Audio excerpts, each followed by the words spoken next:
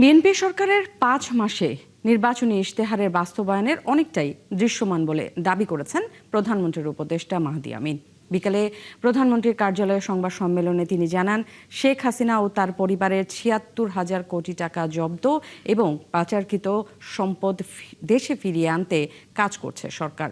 Fascist Sheikh হাসিনাকে দেশে ফিরিয়ে এনে বিচারের মুখোমুখি করার বিষয়টিও প্রক্রিয়াধীন। এছাড়া জুলাই আন্দোলনে সাংবাদিক সহ প্রত্যেকটি হত্যার বিচার নিশ্চিতে কাজ করছে সরকার। বিস্তারিত সাজিদ সরকারের প্রতিবেদনে। ক্ষমতা গ্রহণের 5 মাস পূর্ণ করল বিএনপি সরকার। ভোটের কালি শুকানোর আগেই বিএনপির দেওয়া নির্বাচনী ইশতেহার বাস্তবায়নে দৃশ্যমান অগ্রগতি ও দেশ গঠনে বহুমাত্রিক অর্জনের খতিয়ান তুলে ধরতেই প্রধানমন্ত্রীর কার্যালয়ের এই সংবাদ সম্মেলন। শুরুতেই সমসাময়িক কিছু প্রসঙ্গ টেনে প্রধানমন্ত্রীর প্রেস সচিব এবং অতিরিক্ত প্রেস সচিব সংবাদ মাধ্যমের ভূমিকা তুলে ধরেন। বিগত 17 বছর এই দেশে যে অবস্থা করে রেখেছে স্বৈরাচার,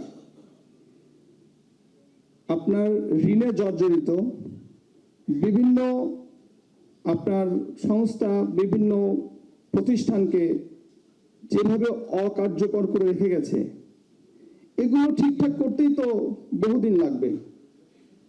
সেখানে আপনার 5 মাসের যদি সময় না দেন তাহলে কিভাবে হবে? এই অপসাংবাদিকতা, মোবাইল সাংবাদিকতা যারা এইভাবে করছে, এটা ঠিক না। আমি আহ্বান জানাবো তাদের এসব অপপ্রচার থেকে বিরত থাকার জন্য। কিন্তু এই যে মানুষের সামাজিক পারিবারিক মূল্যবোধ, এই জায়গাগুলোতে মানুষকে ফিরিয়ে আনা, মূল্যবোধের যে উন্নয়ন ঘটানো, এই জায়গাগুলোতে উনি খুব বেশি জোর দিচ্ছেন, কাজ করার চেষ্টা করছেন। কারণ এই উন্নয়ন ছাড়া অন্য কোনো উন্নয়ন হবে না, অন্যগুলোর টেকসই উন্নয়ন হবে না। যদি না আমরা আমাদের মানসিক আত্মিক উন্নতি করতে না পারি, যদি আমরা আমাদের পারিবারিক মূল্যবোধকে সুসংহত করতে না পারি, তাহলে অন্য কোনো উন্নয়নের, অন্য কোনো উন্নতি টেকসই হবে কিনা এটা নিঃসন্দেহে আপনারা বিবেচনা করবেন। এটাতে পরে প্রধানমন্ত্রীর উপদেষ্টা মাহদি আমিন সরকারের বিগত 5 মাসের বিভিন্ন অর্জন তুলে ধরেন সংবাদ সম্মেলনে। বলেন, মানুষের আস্থা অর্জনের সর্বোচ্চ চূড়ায় তাদের সরকার। একটি ধ্বংসস্তূপের উপর দাঁড়িয়ে যাত্রা শুরু করে মাত্র 5 মাসে এই বিশাল কর্মযজ্ঞ সম্পন্ন করা কেবল তখনই সম্ভব হয় যখন সরকারের পেছনে জনগণের অকুণ্ঠ সমর্থন, আস্থা এবং ভালোবাসা থাকে। আমাদের নেতা মাননীয় প্রধানমন্ত্রী জনাব তারেক রহমান সবসময় বিশ্বাস করেন, রাষ্ট্র পরিচালনায় জনগণের আকাঙ্ক্ষা এবং প্রত্যাশার প্রতিফলন অবশ্যই ঘটাতে হবে। আইন শৃঙ্খলা পরিস্থিতির নানা দিক সামনে এনে জবাবদিহিতা নিশ্চিতে সরকার বদ্ধপরিকর বলে জানান মাহদি আমিন। বলেন, পতিত স্বৈরাচারের বিচারও হবে আইন মেনেই। আইনের অনুশাসন যখন আমরা সুনিশ্চিত করব, গত 16 বছরে ফ্যাসিবাদের এই দীর্ঘ সময়ে এবং জুলাই গণ অভ্যুত্থানে যারা গুম, খুন, হামলা, মামলা, মানবাধিকার লঙ্ঘন করেছে, অবশ্যই তাদের প্রত্যেকের বিচার হবে। যে মানবাধিকার লঙ্ঘনের আমরা কথা বলছি, সবচেয়ে বেশি সাফারার তো বিএনপি। আমরা যে প্যারামিটারই বলি না কেন, প্রত্যেকটা ক্ষেত্রে আমাদের প্রতিটি শ্রেণীর, প্রতিটি পেশার এবং প্রতিটি গণতান্ত্রিক রাজনৈতিক দলের সংগ্রাম ছিল, ত্যাগ ছিল। এই সরকার স্বচ্ছতা ও জবাবদিহিতা নিশ্চিত করছে উল্লেখ করে প্রধানমন্ত্রীর এই উপদেষ্টা বলেন, আইনের শাসন বাস্তবায়নের মাধ্যমে একটি গণতান্ত্রিক পথে এগুচ্ছে তারেক রহমানের সরকার। সাজিদ সরকার, ৭১, ঢাকা। অর্থনীতি, প্রযুক্তি সহ সব বিষয়ে চীনের সাথে সম্পর্ক আরও জোরদার করতে চায় বর্তমান সরকার। দেশটির সাথে বাংলাদেশের সম্পর্ক পারস্পরিক স্বার্থ রক্ষার উল্লেখ করে স্থানীয় সরকার মন্ত্রী মির্জা ফখরুল ইসলাম আলমগীর জানান, রোহিঙ্গা সমস্যা সমাধানে চীনের হস্তক্ষেপ চেয়েছেন তারা। জবাবে চীনের রাষ্ট্রদূত বলেন, রোহিঙ্গাদের নিজ দেশে ফেরত পাঠাতে দুদেশের মধ্যে মধ্যস্থতা করতে প্রস্তুত বেইজিং। মাহিলা ইসলামের রিপোর্ট। সম্প্রতি প্রধানমন্ত্রী তারেক রহমানের চীন সফরের উপর ভিত্তি করে বাংলাদেশ ও চীনের বন্ধুত্ব, কৌশলগত অংশীদারিত্ব ও বহুমাত্রিক সম্পর্ক তাৎপর্যপূর্ণ করতে এই অনুষ্ঠানের আয়োজন করে বাংলাদেশ চীন মৈত্রী সমিতি। এই সময় চীনের সঙ্গে বাংলাদেশের যে মর্যাদাপূর্ণ সম্পর্ক রয়েছে তা তুলে ধরেন চীনের রাষ্ট্রদূত ইয়ং ওয়েন। প্রধানমন্ত্রী তারেক রহমানের চীন সফরের সাফল্য অর্জনগুলোও সামনে আনেন মন্ত্রীরা। China-Bangladesh cooperation will continue to expand into broader areas, reaching a high level and deliver even greater benefit to our two countries and peoples. definitely here I also want to stress. The Prime Minister's visit to China opens a new chapter of opportunity through constructive dialogue and enhanced collaboration. বিশেষ করে আমাদের বাণিজ্য পরিপূর্ণভাবেই চীন নির্ভর হয়ে পড়েছে এবং সে কারণে আমরা চীনকে আমাদের অর্থনৈতিক এবং বাণিজ্যের প্রেক্ষাপটেই যেমন বাধ্যবাধকতা আছে বন্ধুত্ব তৈরি করার, তেমনি আমাদের মধ্যে আন্তরিক আগ্রহ আছে। বাংলাদেশ চীন সম্পর্ক বিষয়ক এই অনুষ্ঠানে প্রধান অতিথির বক্তব্যে স্থানীয় সরকার মন্ত্রী বলেন, দুই দেশের সম্পর্ক বর্তমানে অনন্য উচ্চতায় রয়েছে। এটি বাস্তব দেখতে চায় বাংলাদেশ। সম্পর্কটা হচ্ছে আমাদের পারস্পরিক যে স্বার্থ, এই স্বার্থ রক্ষা লাভটুকু যদি আমরা নিতে পারি তাহলে আমরা কিছুটা এগিয়ে যেতে পারি। মির্জা ফখরুল বলেন, ভৌগোলিক অবস্থানগত কারণে অর্থনীতি সহ সব বিষয়ে প্রতিবেশী দেশটির সঙ্গে সম্পর্ক আরো শক্ত করতে চায় বর্তমান সরকার। আমাদের সঙ্গে এখন চীনের সম্পর্কটা দুই দিক থেকে হচ্ছে, রাষ্ট্রীয় পর্যায়ে আছে আর বেসরকারি পর্যায়ে আছে। চীনে আমি বেশ কয়েকবার গিয়েছি, এখন দেখছি রিসেন্টলি দেখছি যে আমাদের ছেলেরা তারা চীনে যাচ্ছে। বাংলাদেশ চীনের সম্পর্ক ঐতিহাসিক ও অবিচ্ছেদ্য মন্তব্য করে বিএনপি মহাসচিব বলেন, এতে কেউ ভাঙন ধরাতে পারবে না। তো নিরাপদ বোধ করি যখন চায়নার সঙ্গে আমাদের সম্পর্ক দৃঢ় হয়। মাহিলা ইসলাম, ৭১, ঢাকা। গণভোট ব্যর্থ হলে সরকারকেও ব্যর্থ করে দেয়া হবে বলে হুঁশিয়ারি দিয়েছেন জামায়াতে ইসলামের আমির ডক্টর শফিকুর রহমান। তিনি বলেন, গণভোট মানতে জনগণই সরকারকে বাধ্য করবে। বিকেলে বরিশালের হেমায়েতুদ্দিন ঈদগাহ ময়দানে ১১ দলীয় ঐক্যের বিভাগীয় সমাবেশে প্রধান অতিথির বক্তৃতায় বিরোধী দলীয় নেতা এসব কথা বলেন। বিধান সরকারের প্রতিবেদন। শনিবার দুপুর ২টার দিকে বরিশাল নগরের হেমায়েতুদ্দিন কেন্দ্রীয় ঈদগাহ মাঠে শুরু হয় সমাবেশ। সমাবেশে প্রধান অতিথির বক্তৃতায় জামায়াতে ইসলামীর আমির ডাক্তার শফিকুর রহমান সরকারকে উদ্দেশ্য করে বলেন, যারা গণভোট মানে না তারা গণতন্ত্রের শত্রু, তাই সময় থাকতে সরকারকে জনগণের রায় মেনে নিতে হবে। সাফ কথা, গণভোটের গণরায় মানতেই হবে। যারা জনগণের ভোট মানে না এরা গণতন্ত্র মানে না, এরা গণতন্ত্রের শত্রু। আমরা চাই না এই সরকারকে আমরা গণতন্ত্রের শত্রু বলি। দেরিতে হলে আমরা অনুরোধ করব, ফিরে আসুন, ফিরে আসুন, জনগণের রায়ের প্রতি আপনারা সম্মান প্রদর্শন করুন। সমাবেশে কর্নেল অলি আহমেদ বলেন, ফাঁসির দড়ি প্রস্তুত রাখা হয়েছে, জুলাইয়ের মানবতা বিরোধী অপরাধীদের ফাঁসিতে ঝুলতে হবে। আমরা তার উদ্দেশ্যে এটাই বলবো, তোমার জন্য আর হাসিনার জন্য ফাঁসির রশি ভালো ঘি দিয়া মালিশ করে আমরা প্রস্তুত রাখবো। এটা শ্বশুর বাড়িও না, বাপের বাড়িও না। যদি ফাঁসির কাছে ঝুলতে চাও আসতে পারো। আর এনসিপির আহ্বায়ক নাহিদ ইসলাম বলেন, সব গণহত্যাকারীদের বিচার করতে হবে।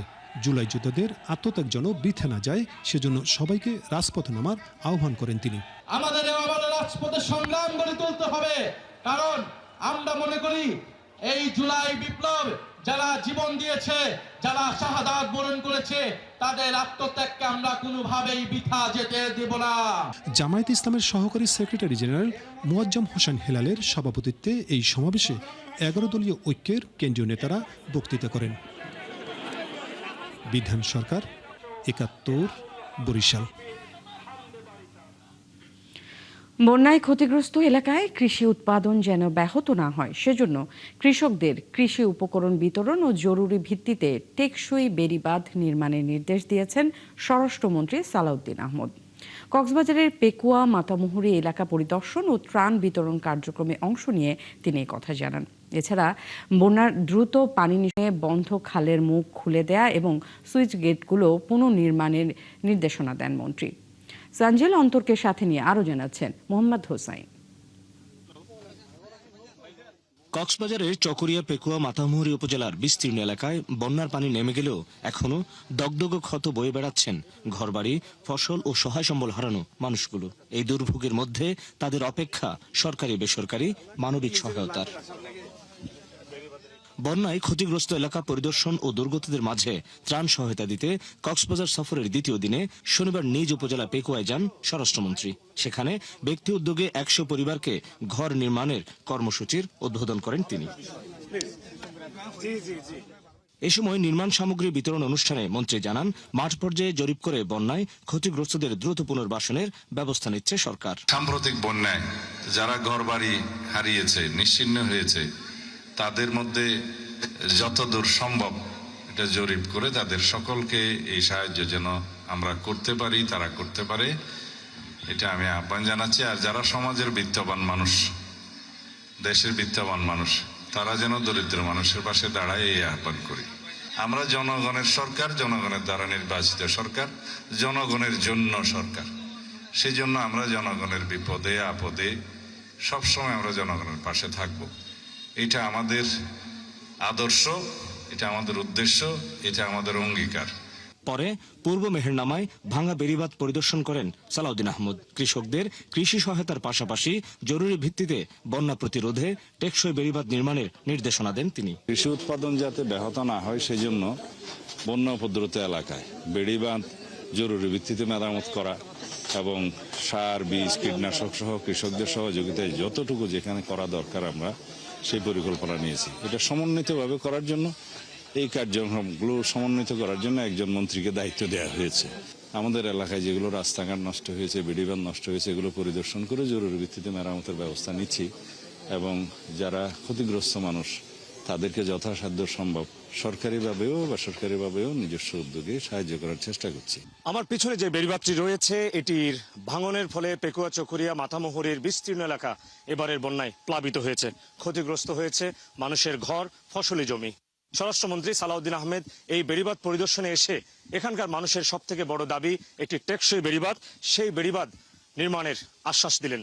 দ্রুত পানি নিষ্কাশনে বন্ধ হওয়া খালের মুখ খুলে দেয়া, স্লুইস গেটগুলো পুনর্নির্মাণ ও মেরামতের নির্দেশনাও দেন কক্সবাজার 1 আসনের এই সংসদ সদস্য। টেকসই বেড়িবাঁধ নির্মাণের পরিকল্পনা আমাদের আছে, আমরা ক্রমান্বয়ে সেগুলো করব এবং বেড়িবাঁধের অভ্যন্তরে খালের যেগুলো মুখ, যেগুলো বন্ধ হয়ে আছে এবং যেগুলোর মুখে সুইচ গেট আছে, এগুলো ক্ষেত্রমতে নির্মাণ করা, মেরামত করা, সংস্কার করে যাতে ভিতরের পানিটা দ্রুত নিষ্কাশন হয় সে ব্যবস্থা করা এবং উল্টাভাবে শুষ্ক মৌসুমের সময় যাতে লবণাক্ত পানি না ঢুকতে পারে সেই ব্যবস্থা করা। তা আমরা পানি উন্নয়ন বোর্ডের সাথে বসেছি, এখানে সুইচ গেট ব্যবস্থাপনাটার নতুন নির্দেশনা আমরা দিচ্ছি। পেকুয়া ছাড়াও মাতামুহুরী উপজেলার কোনাখালী, ভেওলা মানিকচর ও পূর্ব বড় ভেওলা, সাহারবিল ইউনিয়নের ক্ষতিগ্রস্ত এলাকা পরিদর্শন ও ত্রাণ বিতরণ কার্যক্রমে অংশ নেন স্বরাষ্ট্রমন্ত্রী। মোহাম্মদ হুসাইন, 71, কক্সবাজার। জুলাই মানবতা বিরোধী অপরাধে ফাঁসির দণ্ডপ্রাপ্ত শেখ হাসিনার বাংলাদেশে ফেরার ঘোষণাকে কিভাবে দেখছে বিএনপি? দলটির নেতারা বলছেন, রাজনীতিতে হাসিনা এখন আর কোনো ইস্যু নয়, বিষয়টিকে আইনি প্রক্রিয়া হিসেবেই দেখছেন তারা। অন্যদিকে প্রধানমন্ত্রীর একজন উপদেষ্টা জানান, হাসিনাকে নিয়ে ভারত রাজনীতি করছে এমনটা তারা বিশ্বাস করতে চান না। মাহিলা ইসলামের বিশেষ প্রতিবেদন। বিএনপির চিরপ্রতিদ্বন্দ্বী আওয়ামী লীগ ও তার শীর্ষ নেতার করুণ পরিণতি হয় 24 জুলাই। ঐতিহাসিক গণ অভ্যুত্থানে পতন ঘটে স্বৈরাচারী শাসক হাসিনার। একই সাথে তার দলের সশস্ত্র ক্যাডারদের ভূমিকার খতিয়ান তুলে ধরেছে জাতিসংঘ সহ বেশ কয়েকটি আন্তর্জাতিক মানবাধিকার সংস্থা। অন্যদিকে নির্বিচার মানুষ হত্যার নির্দেশদাতা হিসেবে শেখ হাসিনাকে ফাঁসির দণ্ড দিয়েছে ঢাকার আন্তর্জাতিক অপরাধ ট্রাইব্যুনাল। নির্বাহী আদেশে কার্যক্রম বন্ধ আওয়ামী লীগের। উনি যে পাপগুলো করেছেন উনি তো নিজেই জানেন, এই পাপের প্রায়শ্চিত্ত তো তাকে করতেই হয়। প্রধানমন্ত্রীর রাজনৈতিক উপদেষ্টা ও বিএনপির অন্যতম এই শীর্ষ নেতা বলছিলেন কিভাবে মানুষ প্রত্যাখ্যান করেছে হাসিনা ও তার দলকে, ফলে রাজনীতিতে এখন তারা অপ্রাসঙ্গিক। হত্যার তার হাত রঞ্জিত। উনি কিসের রাজনীতি করতে চান? কার রাজনীতি করছেন? কাকে নিয়ে রাজনীতি করতে চান? ওনার রাজনীতি মানে ওনার প্রত্যাবর্তন মানেই হচ্ছে বাংলাদেশ একটা বদ্ধভূমিতে পরিণত হওয়া। তার যে ভয়াবহ হিংস্র রূপ, এই হিংস্র রূপ দেখার জন্য কি জনগণ তাকে আবার স্বেচ্ছায় মেনে নেবে? সম্প্রতি রয়টার্সের দেয়া এক সাক্ষাৎকারে ডিসেম্বরে দেশে ফেরার ঘোষণাও দিয়েছেন শেখ হাসিনা। 2 বছর ধরে ভারতের আশ্রয়ে আছেন তিনি ও তার দলের উল্লেখযোগ্য সংখ্যক নেতা। ভূরাজনীতি কিংবা বাংলাদেশের রাজনীতিতে হাসিনার প্রত্যাবর্তনের অতীতের মতো ভারত এবারও সহযোগিতা করছে বলে একটা আলোচনা আছে। শেখ হাসিনা হচ্ছে বাংলাদেশ। প্রধানমন্ত্রীর এই উপদেষ্টা মনে করেন বিষয়টিকে তেমন ভাবে ভাবতে চান না তারা। 1,500 মানুষ she has killed. So she's a killer of 1,500 people. And Bharat যেটা বুঝতে হবে যে রিসেট করতে হলে সম্পর্কতে হাসিনা এবং আওয়ামী লীগ বলতে কিছু নাই বাংলাদেশে, আর এটা বুঝতে হবে। আমাদের বুঝে, আমি আশা করি মানে জানে তো। সাধারণত স্বৈরশাসকের পতনের পর রাজনীতিতে ফিরে আসার তেমন একটা নজির নেই বিশ্বে। মাহিলা ইসলাম, 71, ঢাকা। এক সালমান এফ রহমানই ক্ষতবিক্ষত এক সময়ের আস্থার প্রতীক আইএফআইসি ব্যাংক, যেখান থেকে ক্ষমতার দাপট দেখিয়ে ভুয়া কোম্পানির নামে তুলে নিয়েছেন 14,500 কোটি টাকা। কেন্দ্রীয় ব্যাংকের বিশেষ প্রতিবেদনে উঠে আসে এই তথ্য। 2017 থেকে 24 পর্যন্ত এসব টাকা নেওয়া হয় 28টি প্রতিষ্ঠানের নামে, যার বেশিরভাগের এই অস্তিত্ব খুঁজে পায়নি 71 বিজনেস। বিশ্লেষকরা মনে করেন গর্হিত এই অপরাধের শাস্তি না হলে আস্থা ফিরবে না ব্যাংক খাতে। আব্দুল জাহের আনাসের বিশেষ রিপোর্ট। 5 দশক আগে সরকারি বেসরকারি অংশীদারিত্বের ভিত্তিতে যাত্রা শুরু করা আইএফআইসি ব্যাংক আস্থার বিচারেও ছিল সামনের সারিতে, কিন্তু গেল 1.5 দশকে আর্থিক খাতে নেমে আসা ভয়াবহ বিপর্যয়ের কবল থেকে বাদ যায়নি এই প্রতিষ্ঠানও, যার মূলে দীর্ঘদিন চেয়ারম্যানের আসন দখল করে রাখা ব্যবসায়ী সালমান এফ রহমান, যিনি সময়ের সাথে সাথে রক্ষক থেকে উঠে যান পুরোদস্তুর বক্ষকের ভূমিকায়। বাংলাদেশ ব্যাংকের করা বিশেষ নিরীক্ষায় বলা হয় 2017 থেকে 24 পর্যন্ত সময়ে বেনামে প্রতিষ্ঠান বানিয়ে ব্যাংক থেকে লুটে নেন 14,500 কোটি টাকা, যার বেশিরভাগই অস্তিত্বহীন। যেমন নয়াপল্টনের স্কাউট মার্কেটের 2য় তলার এই 209 নম্বর রুমকে দেখানো হয় আসাদ ট্রেডিং অ্যান্ড ইঞ্জিনিয়ারিংয়ের ঠিকানা হিসাবে, যার নাম ব্যবহার করে নেওয়া হয় 733 কোটি টাকা, অথচ সেই প্রতিষ্ঠানের কোনো অস্তিত্বই নেই এখানে। বড় প্রতিষ্ঠান না, ছোট একটা দেখছি আমরা। মধ্যবাড্ডার রূপায়ণ মিলেনিয়াম স্কয়ারের ঠিকানা ব্যবহার করে রাজ হাউজিং একই ব্যাংক থেকে তুলে নেন 358 কোটি টাকা। সেখানেও ওই নামে কোনো প্রতিষ্ঠান খুঁজে পায়নি 71 বিজনেস। রাজ হাউস নামে কোনো অফিস নাই এখানে। শুধু তাই নয়, কবরস্থান ও নদীর জায়গাকে জামানত হিসাবে দেখিয়ে লুটে নেওয়া হয় এই অর্থ, যাকে গর্হিত অপরাধ বলছেন বিশ্লেষকরা। পারস্পরিক পৃষ্ঠ চুলকানি, বেনামি ঋণ, এগুলো তো আইনসম্মত নয়। পৃথিবীর বিভিন্ন দেশে conflict of interest, ultimate beneficiary owner clearance, এগুলাকে ক্রেডিট পলিসির অংশ করে ফেলা হয়েছে। বাংলাদেশ ব্যাংক থেকে অডিটটা পড়ে যায়, ইন্সপেকশনটা পড়ে যায়, সেই ক্ষেত্রে দায়ভারটা বেশি হচ্ছে ঋণদাতা বাণিজ্যিক ব্যাংকের উপরে। কারওয়ান বাজারের হাফিজ ম্যানশনের 2য় তলায় ছিল গ্লোবাল এলপিজি নামে একটি প্রতিষ্ঠান। সেটির নামেও আইএফআইসি ব্যাংক থেকে ঋণ নেওয়া হয় 400 কোটি টাকা। কর্তব্যরত প্রহরী জানান, আগে অল্প পরিসরে কাজকর্ম চললেও উধাও কয়েক বছর ধরে। প্রথম এই অফিসটা নিয়েছে, পরে এই অফিসটা নিয়েছিল, পরে এখন তার এখানে কোনো অফিসই নাই। কোথায় গেছে তাও আমি জানি না। এলো আইএফআইসি আমার বন্ড। বেক্সিমকোর মালিকানাধীন আলোচিত শ্রীপুর টাউনশিপের নামে বন্ড ছেড়ে বাজার থেকে 1,000 কোটি টাকা তুলে নেন সালমান এফ রহমান। একই প্রতিষ্ঠানের নামে ঋণও নেওয়া হয় 1,026 কোটি টাকা, অথচ কার্যক্রম নেই বাড্ডায় অবস্থিত প্রতিষ্ঠানটির ঠিকানায়।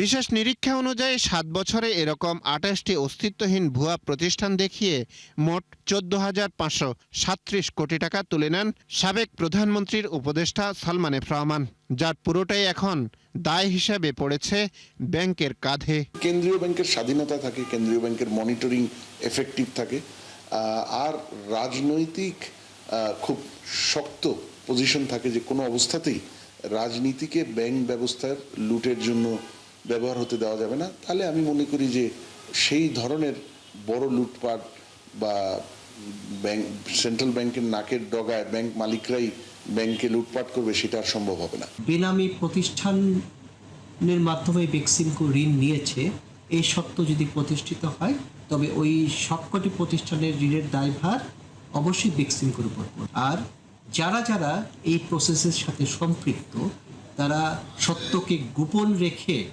এই ঋণ সৃষ্টি করতে সহায়তা করলো, ঋণ গ্রহণ করতে সহায়তা করলো, অবশ্যই প্রচলিত আইনে তাদের ব্যবস্থা গ্রহণ করা হবে। বর্তমানে আইএফআইসি ব্যাংকের খেলাপি ঋণের পরিমাণ ২৮,১৭৪ কোটি টাকা, যা মোট ঋণের ৬৩.৩৬%। আব্দুল জাহের আনাস, ৭১, ঢাকা। হাতে আগুন নিত্যপণ্যের বাজারে। মাত্র ৩ দিনের ব্যবধানে কেজিতে ৩০ টাকা পর্যন্ত বেড়েছে সবজির দাম। একই প্রবণতা কাঁচামরিচে। স্বস্তি নেই আমিষের উৎস মাছ, মুরগি কিংবা ডিমের ক্ষেত্রেও। তাই বাজার নিয়ন্ত্রণে কঠোর নজরদারির দাবি ক্রেতা বিক্রেতাদের। নুজহাত রাহনুমার প্রতিবেদনে বিস্তারিত। রাজধানীর তেজগাঁও কলোনি বাজারের চিত্র এটি। বেলা গড়ালেও দেখা নেই ক্রেতার, তাই অলস সময় কাটাচ্ছেন বিক্রেতারা। দু একজন ক্রেতার দেখা মিললেও অতিরিক্ত দামের কারণে প্রত্যাশা অনুযায়ী পণ্য কিনতে পারছেন না সাধারণ মানুষ। কারণ বৃষ্টি ও বন্যার অজুহাতে বেড়েছে সবজির দাম, ফলে পাল্লা দিয়ে কমছে বিক্রির পরিমাণও। বেচা কিনে থাকলে না, বেচা কিনে হইলে না লাভ, বেচা কিনে তো নাই। বেচা কিনে আপনি দেখেন, আপনি তো আইসেন বাজারে, কটা মানুষ আইসে বাজারে। আগে যেভাবে আমরা কিনতাম শাকসবজি, এখন সেটা ইজিলি কিনতে পারছি না, হাতে লাগালে বাইরে। এখন মেনে নিতে হবে, কারণ কি দুর্যোগ পরিবেশের কারণে একটু কয়েকদিন আমাদের কষ্ট করতে হবে। এখন জিনিসপত্র একটু বৃষ্টির কারণে হয়তো মাল একটু কম আসতেছে, জিনিসপত্রের দাম বাড়তে চলতেছে। মাত্র 3 দিনের ব্যবধানে অধিকাংশ সবজির দাম বেড়েছে 30 টাকা পর্যন্ত। আর কেজি প্রতি সর্বোচ্চ 60 টাকা গুনতে হচ্ছে কাঁচামরিচে। মরিচ আগে 120 ছিল, এখন 40-60। ভেন্ডি মনে করেন আগে 40-50 ছিল, এখন 60। পটল আগে 40 টাকা ছিল, এখন 60। করলা আগে 60 ছিল, এখন 80। বর্তমান পরিস্থিতি বন্যার কারণে খুবই খারাপ, ব্যবসা বাণিজ্য খারাপ এবং মালের বৃদ্ধির দাম প্রচুর বাড়ে গেছে। যেমন মনে করেন যে দাম ছিল 40 টাকা 50 টাকা, ওই দামের সবজি এখন 80 টাকা 100 টাকা। স্বস্তি নেই আমিষের উৎসেও। সপ্তাহের ব্যবধানে বেড়েছে অধিকাংশ মাছের দাম। আর মৌসুম শুরু হলেও সাধারণের নাগালের বাইরে ইলিশ। এছাড়া বেড়েছে ডিমের দামও। তবে ব্রয়লারের দর বাড়লেও স্থিতিশীল রয়েছে সোনালী মুরগির বাজার। কম হইতে আছে দাম বেশি হইলে, গাঢ় দাম বেশি, আমরাও বিক্রি করার লাগে বেশি। ইদারিং ইলিশ মাছ তো আকাশ ছোঁয়া, ইলিশ মাছ তো কেনার মতো সাধারণ মানুষ যে করে করে খাইবো এটা নাই। ইলিশ মাছ মনে করে আমরা 400 গ্রাম ইলিশ মাছ মনে করে নিম্নে 1200 টাকা কেজি। কাগজে কলমে মূল্যস্ফীতি সামান্য কমলেও তার সুফল থেকে বঞ্চিত সাধারণ মানুষ। তাই বাজার নিয়ন্ত্রণে নজরদারি বাড়ানোর দাবি তাদের। নুজহাত রাহনুমা, ৭১, ঢাকা। দর্শক, চলছে সংবাদ সংযোগ সরাসরি সংবাদ অনুষ্ঠান দেখতে চোখ রাখুন ৭১-এর ফেসবুক পেজে এবং সাবস্ক্রাইব করুন ৭১-এর ইউটিউব চ্যানেলে। থাকুন ৭১-এর সাথেই।